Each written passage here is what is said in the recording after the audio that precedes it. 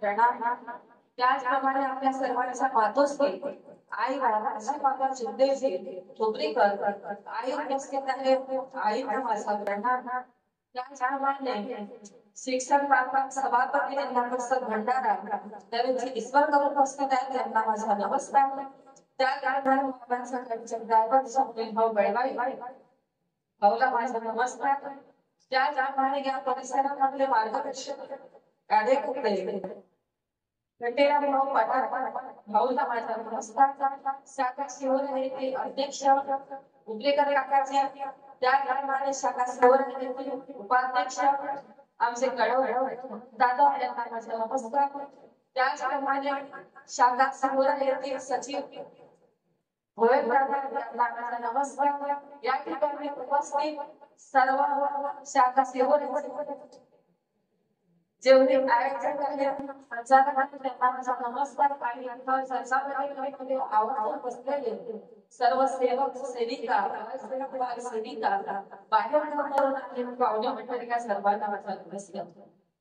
महान देवी भगवान सुखदेवजी एका भगवंताची प्रार्थना करून दुःखी मानवाला दुःखातून सोडवण्याकरता तत्पशब्द निवासा ज्ञान दिलेला आहे। आणि तो तत्पशब्द निवासा ज्ञान म्हणजे ज्या तत्व शब्द वाच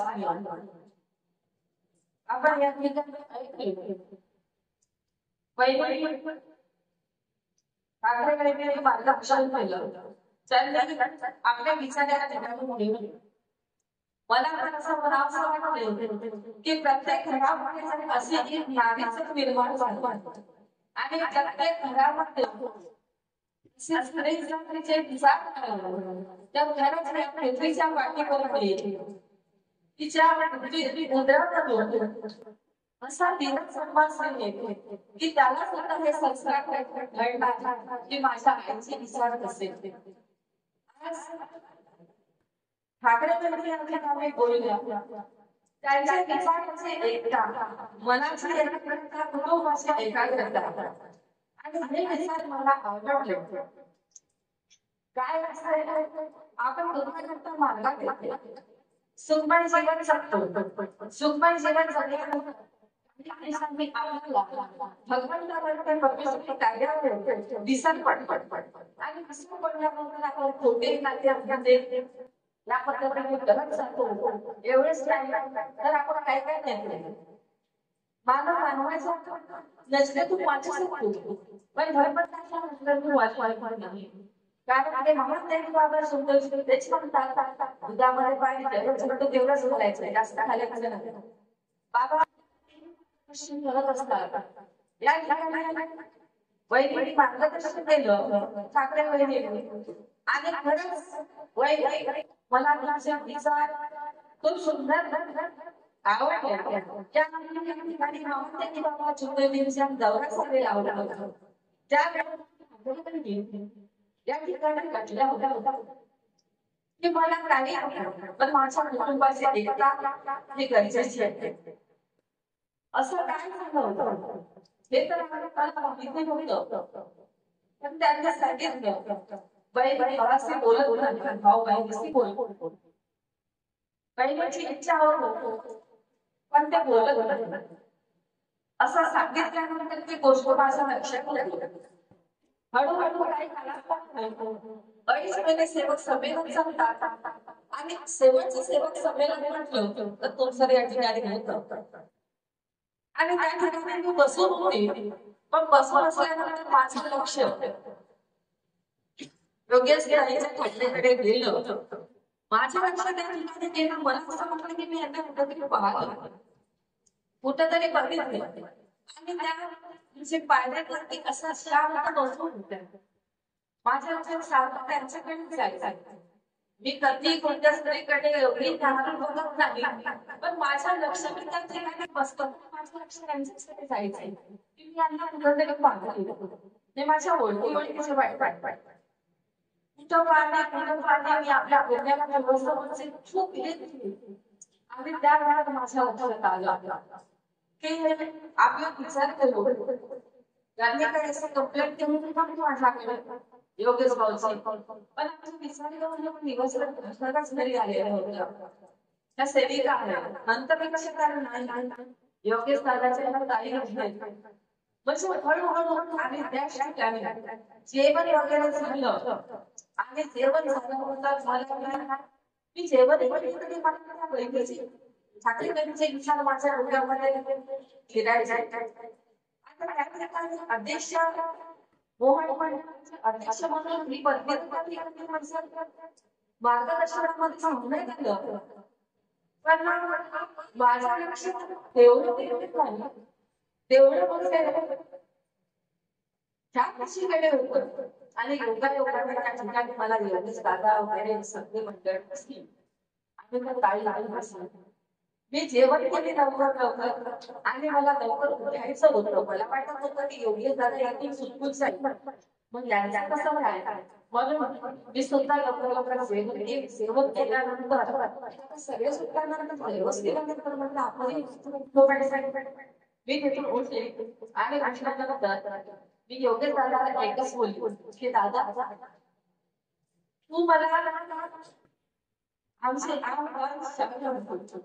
तू मला तारीफ दिली मग खरंच मी तुझी बहीण आहे तर एका बहिणीची गोष्ट ऐकू शकत नाही का तू त्यावेळेला योगेश दादा मला एकच बोललं तुम्ही बोला करता तुमचे शब्द मी बोलणार तुमचे शब्द आणि जर शब्द तरी तुम्ही देता शब्द तर तुटले नाही पाहिजे शब्द तोडणार नाही मी आधीच त्या ताईला सांगून ठेवली ते ताई जेव्हा बोलवतात तेव्हा तू लगेच कसली सवड व्हावं आणि त्याच्या चौकामध्ये मी गेल्यानंतर मी एवढंच भावला म्हणून दादा मी काही मागत नाही पण तो वैदिक भावाचं नातं आणि प्रेम अटूट असू द्या आणि प्रेम होतो की एकमेकांचा बरं बोला आणि एकमेकांचा इथे जा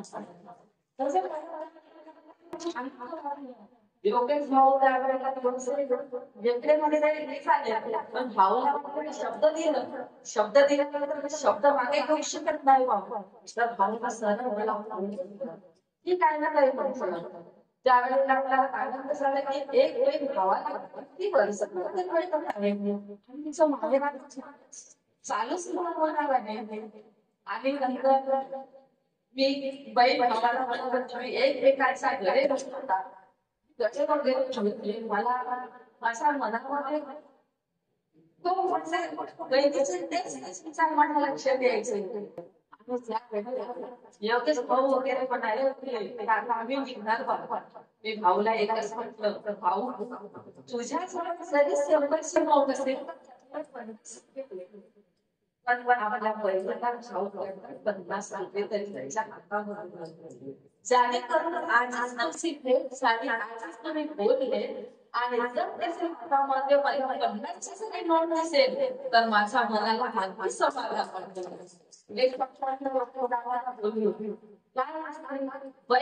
भावाचा नित्या कुठल्या त्याच्यावरती निर्भर नसते बहिणीला फक्त हवं आई वैभीचं भाच्याचं आणि भावांचं त्यांच्यामध्ये एकता एकोपा पण भाऊचा की त्या लग्नाला टिकूच देते आणि त्यांच्या चांगला द्या की त्या वाटेल त्या शब्दामध्ये उतरतात मी खरंच पहिले तुमच्या निवडीची मी दाद नाही आणि खरंच असेच धैर्याचा प्रत्येक चुकीचे राहणार तर खरंच माझ्या देवीला की मागे कधी येऊ शकणार नाही ती पुढेच वाटतात त्यामुळे तुमचं ध्येय मला आवडलं म्हणजे विचार मला आवडलं आणि आपल्या कुटुंबाची एकता कशी व्हावी कशी राहावी या विषयावर बोललं म्हणून मला आता हे सुद्धा आठवण झाली की तुमच्या कार्यक्रमामध्ये सेवा संमेलनमध्ये आणि त्यांची भेट झाली आणि आज दोन्ही कुटुंब नागपूरचाही कुटुंब आणि योगेश दादाचं कुटुंब या ठिकाणी एकत्र राहतात मागच्या वेळेला घडल्या होत्या मला कळलं आणि त्याच पाळण्यामध्ये म्हटलं आता त्यांना म्हणून माझ्या मनामध्ये युक्ती सुचली होती प्रत्येक मानवाला सुद्धा होता मी बायकांच्या माझ्याकडे चूक पण माझ्याकडून अशी चूक व्हायला पाहिजे या आपण साधन करायला पाहिजे जर सावध राहावं, स्वतःला सावध एवढंच नाही आपण बरोबर आपण मग आपण परमात्मा म्हणून त्याचा अर्थ तरी आपल्याला कळतो. प्रत्येक मानवाकडून चुका होतात, पण चुकाचे जर लिमिट संपले तर त्याला ही माफ करू शकतात. जैसे कर्म तैसे फळ, जैसे कर्म तैसे फळ. जसे कर्म करतो तसं फळ आपले कर्म आहे. ओ परमेश्वराला दिला ना बिलकुल आपले कर्म आपल्याला सोडवलं नाही. म्हणून मानवाने शब्द दिला, त्या शब्दावरती अठर राहावं. माझं प्राण जाईपर्यंत चाललंय. मी बाबांना एकच सांगते की बाबा माझं आरोग्य चांगलं राहावं. मी तुमच्या कार्याला कधी मागे भेटणार. मी बाबांना तेच सांगते. पण स्त्री जात असतात कधी कधी कमजोर जातो नाही तर स्वतःच्या निर्णय पुन्हा पाठवते. पुन्हा कधी कधी थोडं एकदम भाऊ पण भाऊ वाढवणं बाबांच्या विचाराची आवश्यकता आहे आपल्याला. पण त्या विचाराला आपण आपल्या मनामध्ये स्मरण केलं तर ते उत्तम असते. आणि मानवाकडून सुद्धा होतं, कोणत्या मानवाकडून सुद्धा नाही. पण तुम्ही वारंवार चुका करत गेल्या तर ते नाही, ते सोबतच नाही. वारंवार या प्रकारच्या स्वीकार गेल्या आणि ज्या प्रमाणे आध्यात्मिक विचारामध्ये दिलेल्या आहे, आध्यात्मिक विचारामध्ये दिलेल्या आहे की या पद्धतीचा स्वीकार परशुराम काहीतरी करत होता. बाबा शिशुपाल आणि शिशुपाल करता करता ज्या वेळेला शिशुपालला की तुझा सेंबर निर्माण होते, पण सेंबरच्या वरती एक वाढला तर आणि सेंबरच्या वरती एक वाढला आणि अशा प्रकारची शिशुपालला मारण्यात आला, सर्व करण्यात आला. त्याच पद्धतीने कर्म करा, विचार चांगला ठेवा, भांडण जोडून शांत हे करण्याचा प्रयत्न करा. माझ्याकडे